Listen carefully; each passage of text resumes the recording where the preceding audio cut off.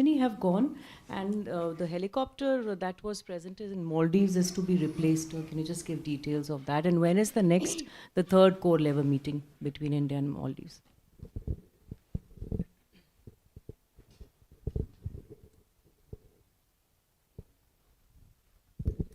So this is Ayushi Agrawal from ANI. My question is related to the Russia-Ukraine war. The conflict has entered its third year. How does India sees the overall situation? Also, there were some reports that there are negotiations going on in Berlin regarding supply of weapons to Ukraine from India. If you can confirm or deny those reports. Siddhant. Hi, Sam. Siddhant from Beyond. So what's your official position on the Natasha call case? If you can talk about that.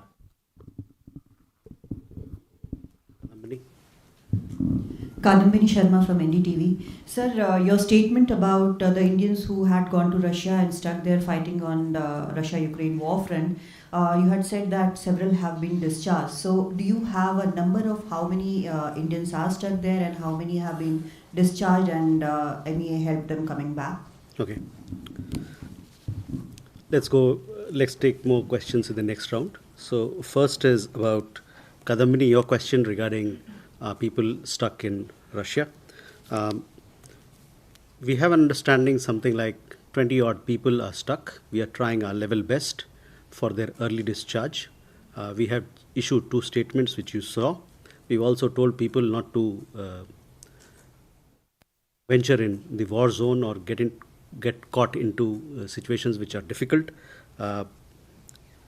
So that is where it is. We are trying our best and we are in regular touch with Russian authorities, both here in New Delhi and also in Moscow. And we are trying to do our best. We are deeply committed for the welfare of all our Indians. Siddhant, regarding your question on Natasha call.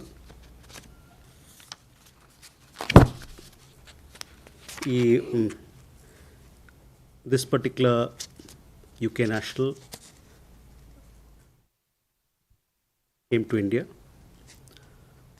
on 22nd February.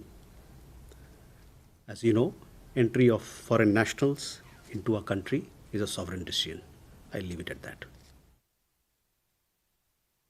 Ayushi, regarding your question about Russia-Ukraine conflict, our position is very well known. We have said this at various levels, at the highest levels, that India desires that there be discussion, there be diplomacy, there be constant engagement so that both sides can come together and find a solution for peace. So our position is maintained. That is our position. We have articulated it at the highest levels. Eshi, regarding Maldives, you would have seen some reports. We have had the first batch of technical personnel reaching Maldives, Malé, to replace the existing personnel. That is where it is. As far as the core group meeting is concerned, we will come to know as and when we conduct those meetings next.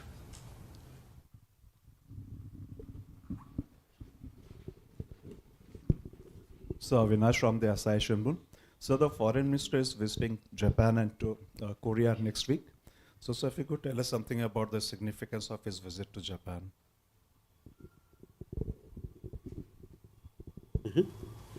Madhurendra. Sir मैं Madhurendra news nation से। Sir UN मानवाधिकार परिषद के मंच पर पाकिस्तान ने एक बार फिर से कश्मीर का राग अलापा और इस बार भी भारत की नसीहत के ठीक विपरीत टर्की ने उसका साथ दिया। तुर्की ने भी इस मसले को उठाया। जिस तरह से पाकिस्तान और तुर्की के बीच का एक कॉकटेल दिखाई दे रहा है, रिलेशन दिखाई दे रहा है कश्मीर के मुद्दे पर, कई मंचों पर देखा गया है, उस पर आपका रिएक्शन क्या है?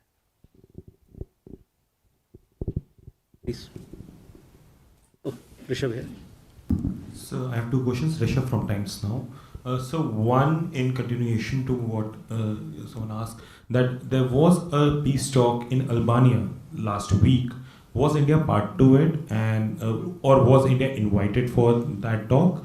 A, and B, the new government has taken oath in Pakistan today. Has there been any communication from Islamabad or from Delhi to Islamabad? Okay. This side, yeah. Hi, my name is Ashish from Kyodo News. The question is regarding Dr. Jaishankar's visit to Tokyo. Could you share what would be the main topics of meeting between Dr. Jaishankar and his Japanese counterpart? And Raisina Roundtable will be held in Tokyo for the first time. Could you also share the reason behind holding it in Japan?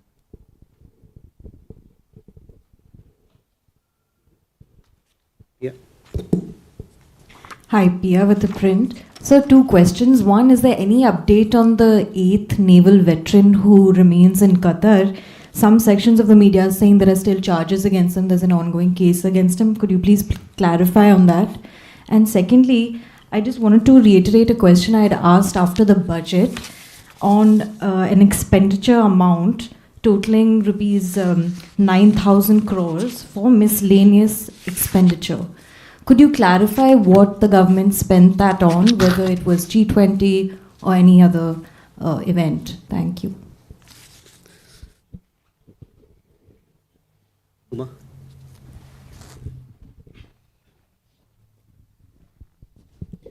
So the EM is also going to South Korea. So if you can just specify what would be the focus of discussions, and also there have been several cases of racism in South Korea against the Indian students and people staying there. If that will be on the agenda.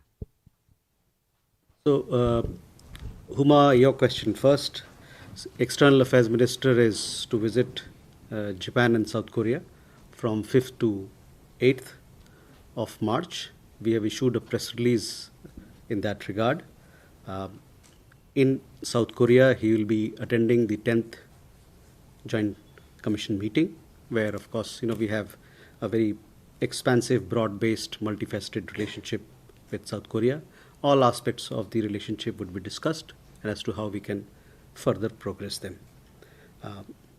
Here, regarding your question about the Indian national in Qatar, as you know, all 8 Indian nationals who were involved in the Al Dhara global case, they have been released. 7 of them have returned to India. The 8th Indian national has certain requirements to fulfill. He will return as and when those are completed. So that is where we are on the 8th national. Your question, which you had asked some time ago, see, there was a provision in the budget of 9,000 crores. This was for a particular purpose. You know that MEA has a large development partnership portfolio with countries abroad. As part of this engagement, lines of credit are offered to countries. The provisioning of this miscellaneous general services is to support smooth implementation of the LOCs. The allocation is meant for funds to be provided to Exim Bank to meet regulatory requirements of RBI. So that is what it is. This particular provisioning, this does not in any way reduce the liability of the borrowing countries. So it is specifically targeted at meeting the requirements of RBI. RBI has set in place certain norms for Exim Banks when we offer lines of control to countries abroad. This is a new allocation. It's not. Allocation to This meet is a the new allocation. Previous years, we've not seen such a huge allocation. Because this particular requirement was not there earlier. So this requirement is to facilitate smooth implementation of the lines of credit that we offer to countries abroad.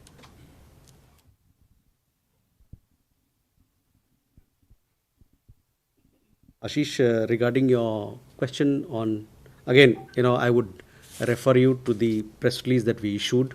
External Affairs Minister would be visiting Japan. Japan, as you know, is we have very strong ties with Japan. The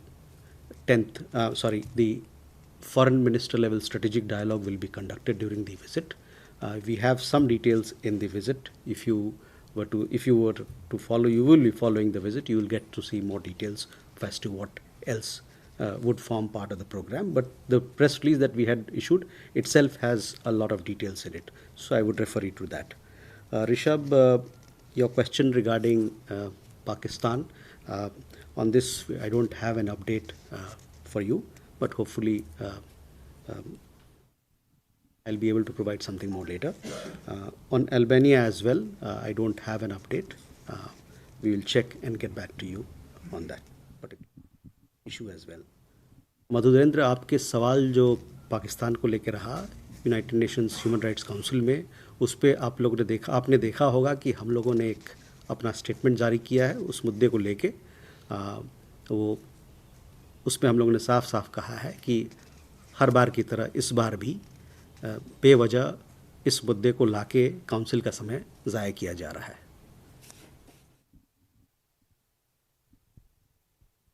Again, your question regarding Japan, I would again refer you to the press release, the detailed press release that we had issued. Please follow the visit. We will give you a readout of what's happening when it comes to Japan, a very special country, a very special partner for India.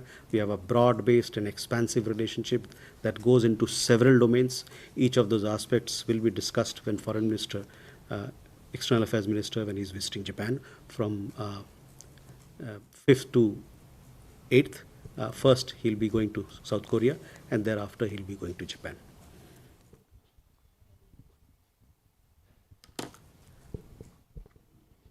Kalol and then our friend here. This is Kalol Bhattacharjee from The Hindu. My question is regarding the situation in Gaza. There are reports of large-scale starvation and other humanitarian problems that are existing there. So, but India was supposed to have sent some food assistance to Gaza. So, did that food assistance reach the citizens in Gaza, number one? And also, on the other hand, did India export military drones to Israel at the same time?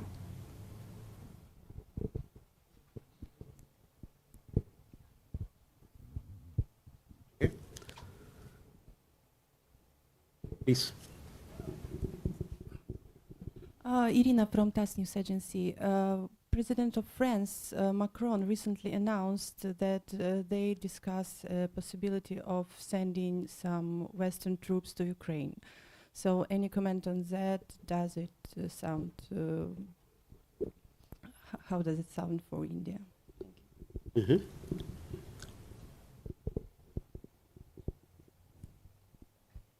Again.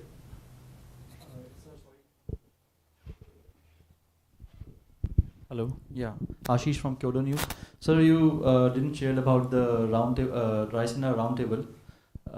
Why India chose Japan?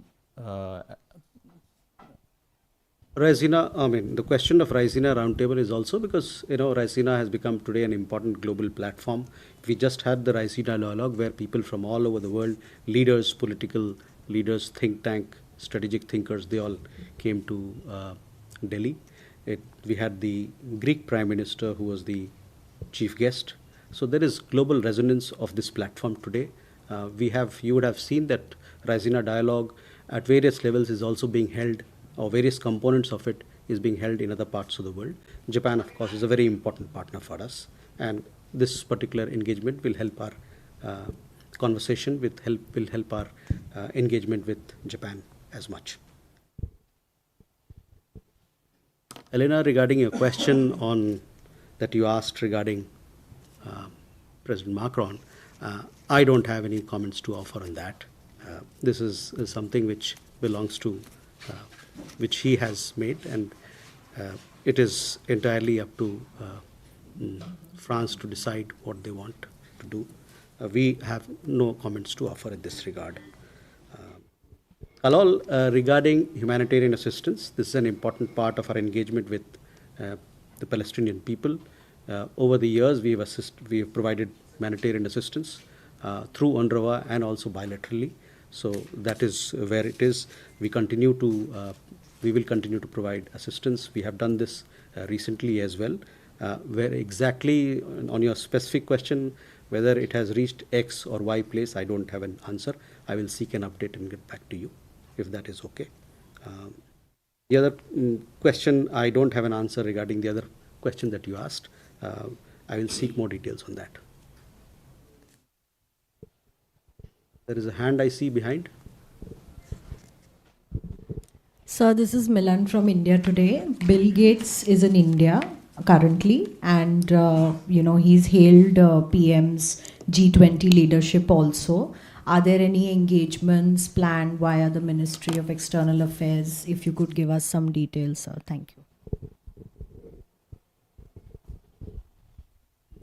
Hello, sir. I'm Siddhant from CNN News 18. So a few days back, there was a statement. Some of the reports quoting the Defense Ministry of Maldives confirmed that there is one team, civilian team, that was the word used in the report, has gone from India to take over the charge from the existing teams, those who were there in Maldives. So could you please give some more details about this team and how many members are going to be the part of the team? And can you confirm this, first of all? Thank you. Okay, Milan, to your question, the Ministry of External Affairs is not involved in the visit of Bill Gates, so I don't have any details for you. Obviously, whenever he comes, he has a very strong engagement in this country, spanning several areas. So he has a broad program. We have a very intensive program to follow, but we are not involved in that, so I can't give you an update on that. Siddhant, regarding your question about Maldives, see what I said earlier also to responding to Ashi is that the first team of technical personnel to operate the advanced light helicopter at GAN has reached Maldives. It will replace the existing personnel that were until now operating this platform. So that is where we are. You had another question, Siddhant? Sir, how many members in the team? Okay, there's a team, we don't, as I told you, the first team has reached and we'll have more details for you later. As of now, the first team has reached there. Kalol and Siddhant. Well, the DSP of Ambala has said that he has recommended or perhaps has started the process of cancelling the passports of the protesters, the farmer protesters. So the question is, are there such laws that basically mandate you to cancel passports if people protest on the streets? So mine is a follow-up question, sir. So basically, sir, when the core group met, there was a statement which came from the Maldivian side saying that the 10th March is the first deadline, then the 10th May is the second deadline. So is this development is regarding the compliance of that particular statement of the commitment that took place between the two sides during the core group meeting? Okay, so Siddhant, your questions first. The team has reached there. Obviously, these issues are decided in mutual consultation, and that is where I will leave your question. Kalol, regarding the Ambala incident, you see, all passport or visa matters are governed by certain rules, laws and guidelines that we have. And if there is any issue which arises on account of that, will be considered as per those laws, rules and regulations. That is where it is. So if we don't have any more questions, then we'll close this session. One question,